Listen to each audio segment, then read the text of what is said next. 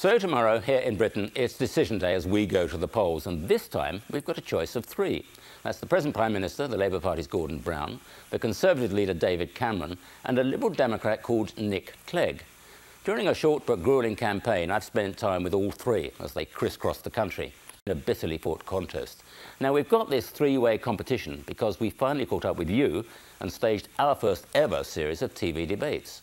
Politicians here are very unpopular, largely due to the exposure of their dodgy expenses system. So Nick Clegg, young outsider, had several advantages in these widely viewed debates. He looked good. He sounded sincere. Most importantly, he seemed to have nothing to do with the old corrupt system. He was our Ross Perot, and his support rocketed after the first debate.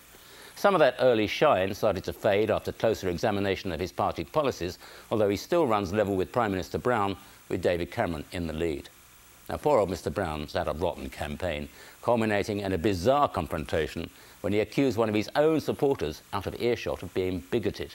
Unfortunately, he forgot the TV microphone was still attached to his jacket.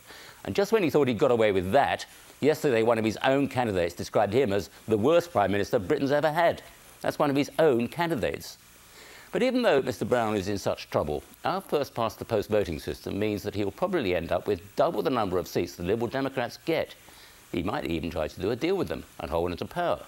The Conservatives are unlikely to win enough seats to get a majority, so David Cameron may have to cut his own deal with the Liberal Democrats or try to form a minority government and hope for the best. And to add to the fun, the first task of whoever does struggle into 10 Downing Street will be to make savage cuts in public spending and put up taxes to deal with a massive deficit. So the doomsday scenario is of a country with nobody really in charge, certainly nobody with the authority to fix our economic crisis. During the campaign, we suffered from the impact of a volcanic ash cloud, which grounded all flights in and out of the country. The threat of the cloud turned out to be illusory. The threat of economic and political meltdown is more real and more dangerous. This is Peter Allen for CBS News in London.